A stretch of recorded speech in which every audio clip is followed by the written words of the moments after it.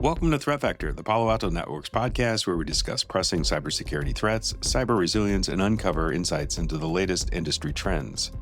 I'm your host, David Moulton, Director of Thought Leadership for Unit 42.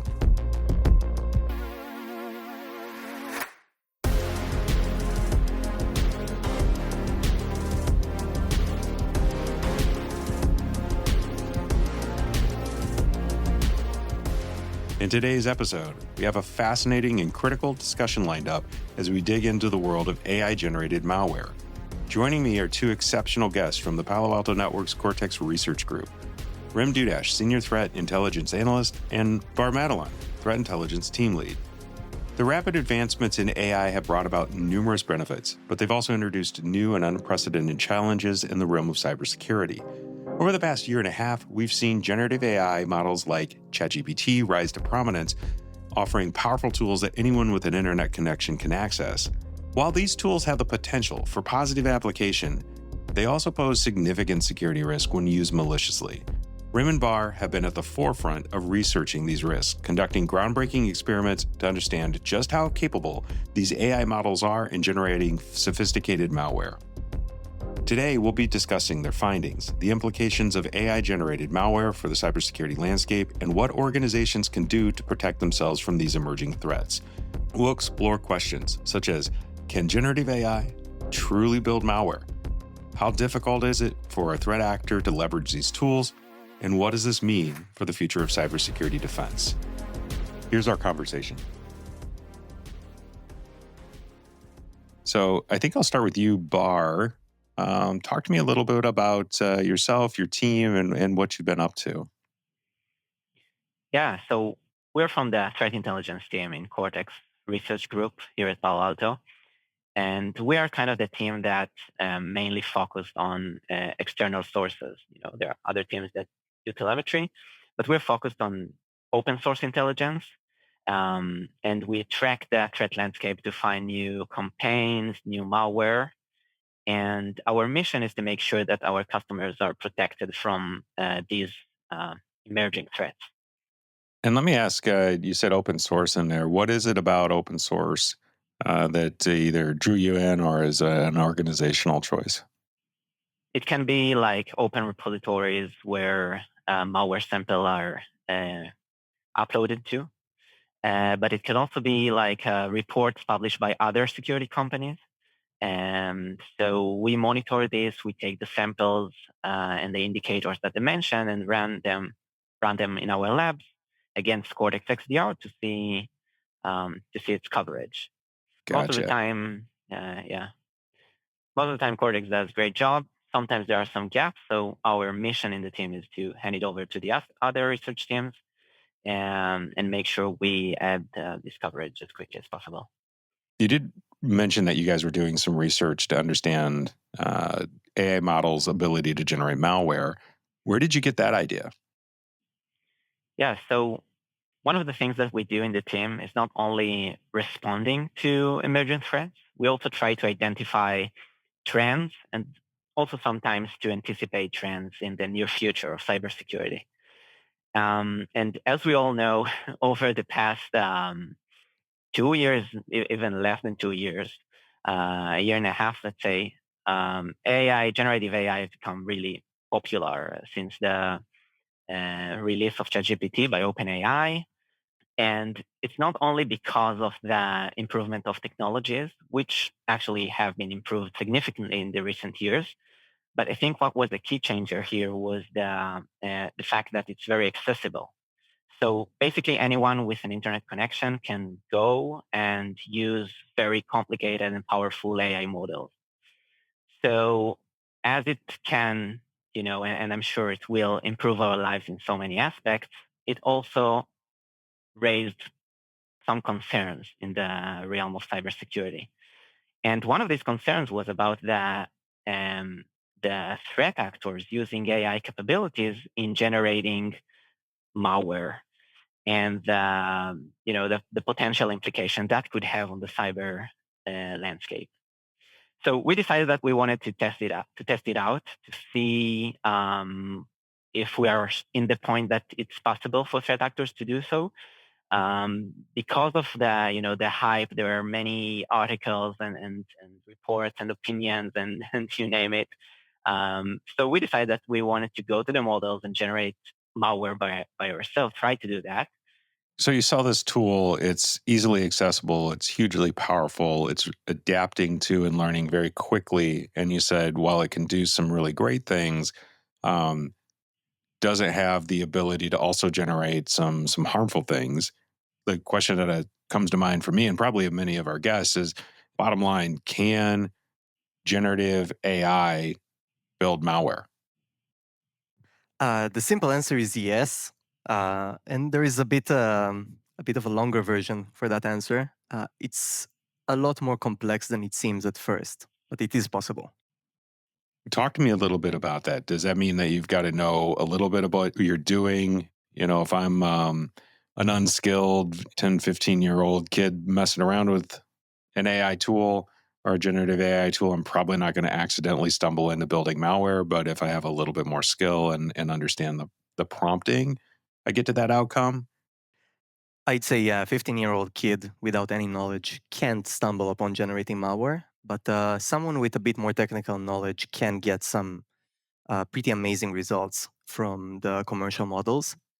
With a little bit of knowledge, with a little bit of prompting, how did you judge where generative AI and building malware was dangerous, or it starts to go into the realm of this is a tool that a professional could use to go faster or build more creative malware? It took a while. It was a trial and error process, pretty much. We had a lot of attempts at first, and we didn't manage to generate much in the beginning. But after getting the hang of it, researching it a bit, and learning what makes it tick, yeah, we started getting more frightening results.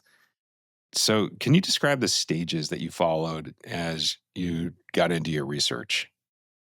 Started as a sort of trial and error thing. We didn't have, I'd say, specific research questions going into that. We mostly wanted to know, can this thing generate malware? Um, we quickly figured out that it could, without a question. And we started thinking, what can we do with it now? The main stage after the basic tinkering with the products was trying to generate malware samples that perform specific tasks based on MITRE techniques, if you're familiar with those. So let's say, for example, we would like to generate a sample that does credential gathering from Chromium browsers. So we tried generating those. And for each technique that we found interesting, we tried generating a specific sample. We did that for a couple different operating systems, for Windows, for Mac OS, and Linux. And we tested all of those samples against our product as well. And you said that you started out with sort of a experiment. You didn't necessarily know how you're going after you started to see where you could mine results. Did things accelerate? Were you surprised by the fact that you were able to get better and better malware out of a generative AI? So things definitely accelerated, especially in the later parts of the research. I'd say that at the earlier stages, the generating samples per MITRE technique, the results were pretty consistent and pretty underwhelming. We didn't find them incredible or frightening at all at the start. The malware was not robust. It only could perform one basic task at a time. And most of the results were definitely hallucinations.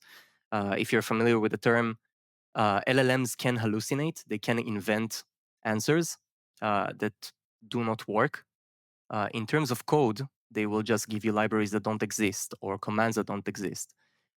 So, is it possible to instruct AI to mimic another malware? That was the next stage of our research. Yes, it is. Our next stage was to test the ability of generative AI, the abilities of AI in terms of impersonating threat actors and specific malware types. We used open source materials. So Bar touched upon this earlier, those articles regarding analysis of malware families and threat actors.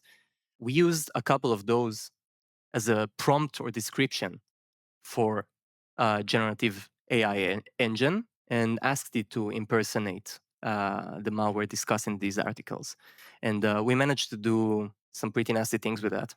So, what does that mean for threat actors? Are they able to take those same articles and those types of prompts and use them to either build or modify malware? I mean, that's purely speculative at this point, but imagine a nation actor with ill intent using psychological warfare, mimicking another nation's arsenal or kit or malware, and planting false flags, trying to make it look as if another country or another threat actor made a specific attack. It opens the door for a lot of nasty business and makes attribution and detection pretty difficult for the defending side.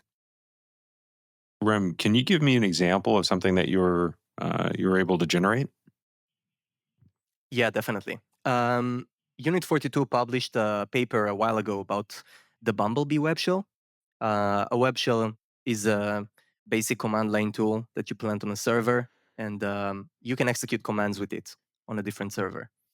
The Bumblebee web shell is pretty basic as web shells go. It can execute commands, drop files, upload files, and it has password protection for both viewing the shell and for interacting with it. The most striking thing about it is probably its UI. It has a very unique user interface. It's like yellow dots and around every field. Um, we tried to get uh, a generative AI engine to impersonate Bumblebee. And this is a bit intricate because it has two parts. One is impersonating the logic, checking for passwords, being able to execute commands, upload files, etc. And the other bit is trying to get that UI, that distinct UI look. And we succeeded in both. We used the article from Unit 42 to get the logic, and we described the UI to a generative AI model, and we've received code that implemented that UI, and it looked exactly the same as the pictures of Bumblebee. Is that within the realm of your expectations of what you're being or we're going to be able to get, or did that combination of logic and UI coming back passing the sniff test surprise you? Um, when we started out, the quality of results made me believe that we would never get into a point like Bumblebee. The quality was so low at the beginning that something like that was truly mind boggling for me. Bar, what challenges might defenders see in the future? So, yeah, that could be very challenging for security researchers, especially for the process of attribution. Today, most of the methods to do this attribution rely on the tools and the techniques that you observe in the attack.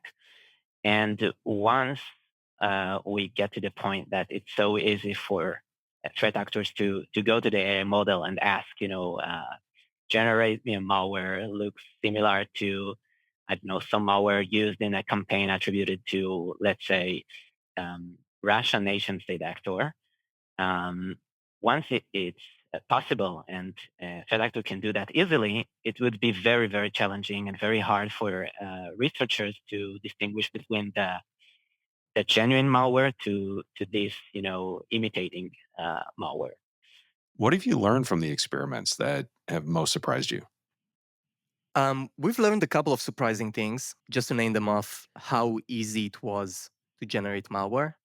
Once we figured out the tricks, I'd say, how weak guardrails are on those commercial AI models, and the fact that some of those models are not as deterministic as the internet would suggest. So, you know, asking the same question, giving the same prompt, you would expect that it will give you the same answer 100 times, but that's not the case. It will give you some different answers every single time. And we also had some weird shenanigans with some of our generated malware samples. What do you mean by weird shenanigans? For example, when we try to generate or impersonate a specific well-known ransomware family, we we found a logical flaw in the code that the AI wrote. It was something kind of unique. When a ransomware goes over files, it opens them and tries to encrypt the binary data. So it has a specific length of a key that it uses for encryption, and it's supposed to encrypt the files with this key each and every time. Now, the code that the AI wrote didn't check the size of the buffer of the key. So that created a unique problem in which if you provided a short key, the ransom would just print every single string after the key that was present in the original malware code into the encrypted file, which became very problematic when you realize that it just printed out the encryption key in plain text into each encrypted file.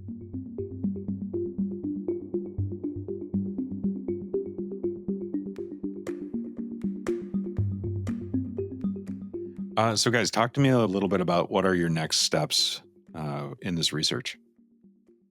Okay.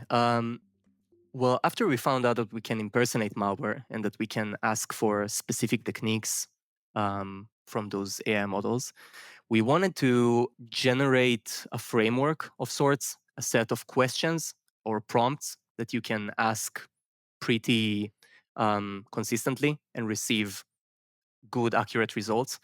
We want to get to a point where we can bulk generate malicious samples as easily and as quickly as possible in order to test and strengthen our product. So the next steps are, after generating that framework, would be obviously automating that and trying to build like a pipeline that will automatically test those samples. So essentially, build yourself a playbook that you can use, generate consistent results, and then run those through, I assume, some level of automation to test against the endpoint protection that we have here. Um, what do you do after that? What are the implications of this AI generated malware on the cybersecurity landscape? First of all, I think we need to remember that AI-generated malware isn't fundamentally different from other types of malware, because at the end of the day, it's a malware, Mhm. as the others. But once the threat actors starting using AI to and leveraging AI technology, that could give them many advantages. So maybe we are not there yet, as our experiment shows, but we believe that we will be soon at the point where threat actors can leverage this technology. So they can use it for developing power, for example, and developing knowledge. If in the past if you wanted to have like your own malware family that would be very sophisticated and powerful, you probably needed to hire very talented developers and group of people that understand in security, operating system, vulnerability exploitation, and so on. But once you can go to your AI model and use it to do those things, um, that means that potentially every individual hacker could be a threat, like what we call APT, the Advanced Persistent Threats, or the more serious groups in the landscape. And also, people can do that, can use it to generate malware without write even one single line of code.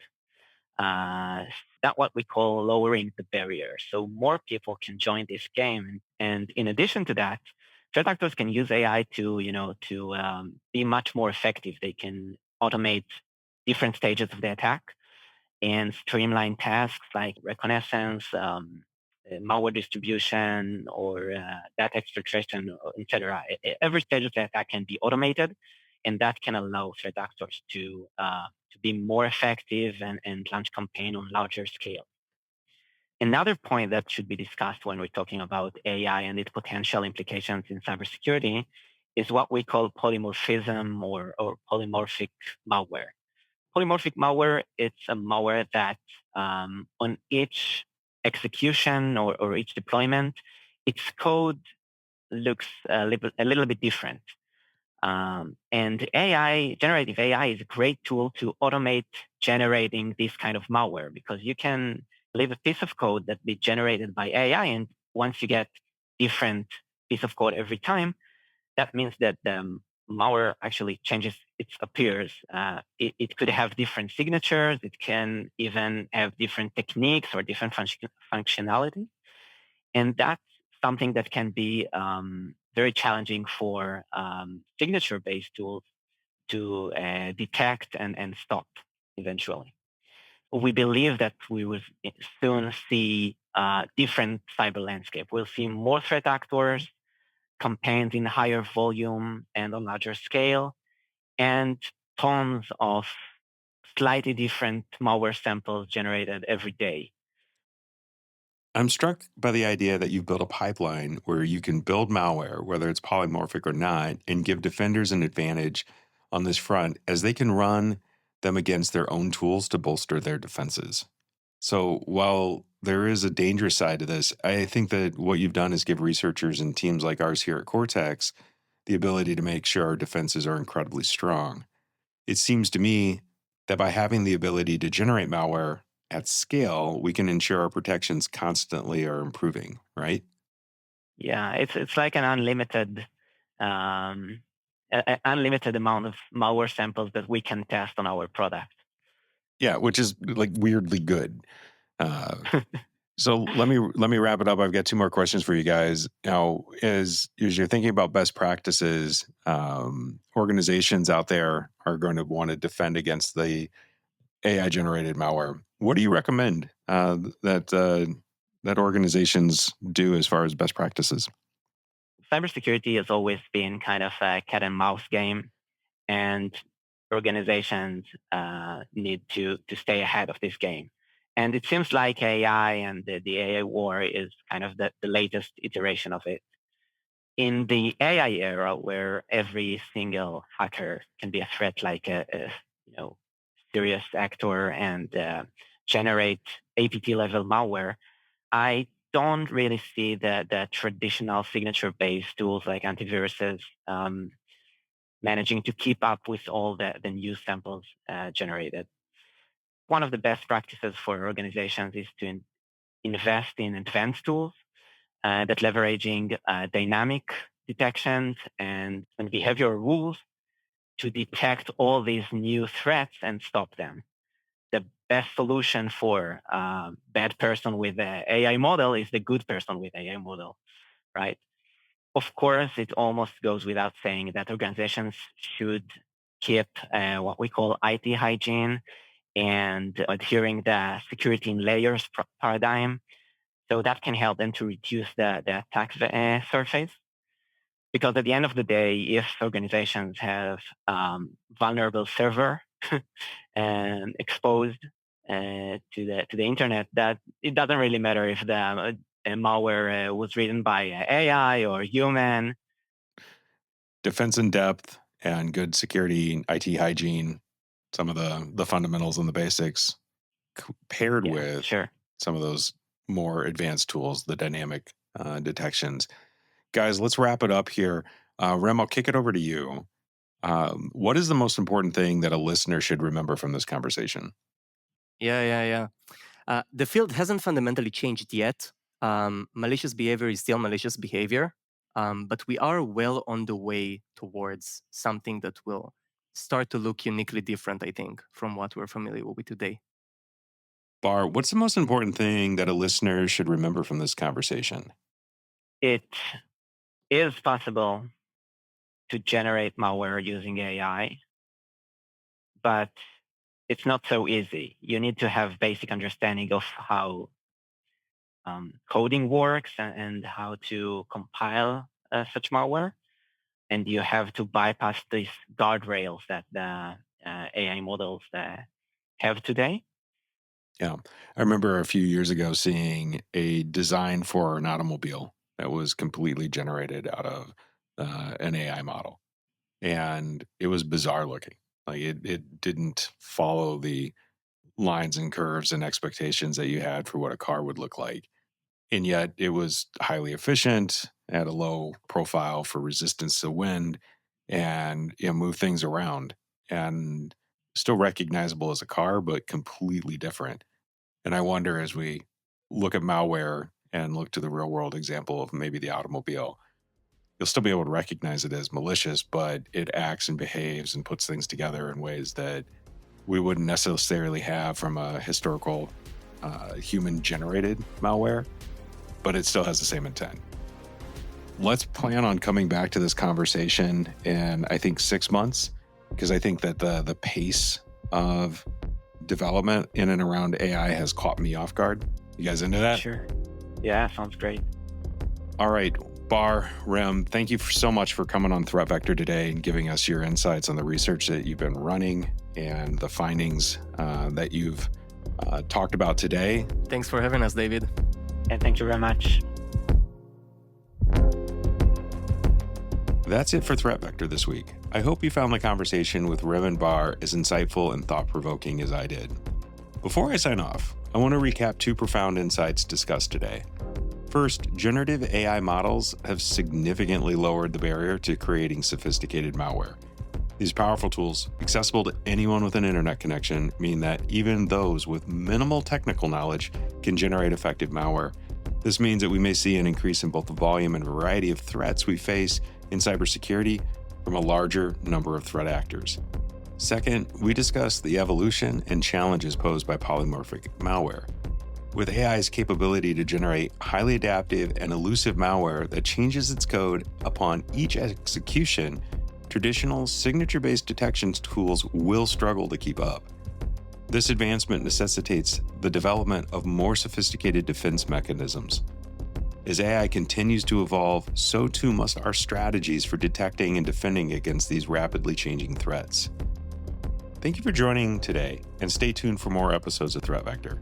If you like what you heard, please subscribe wherever you listen and leave us a review on Apple Podcasts. Your reviews and feedback really do help us understand what you want to hear about. I want to thank our executive producer, Michael Heller.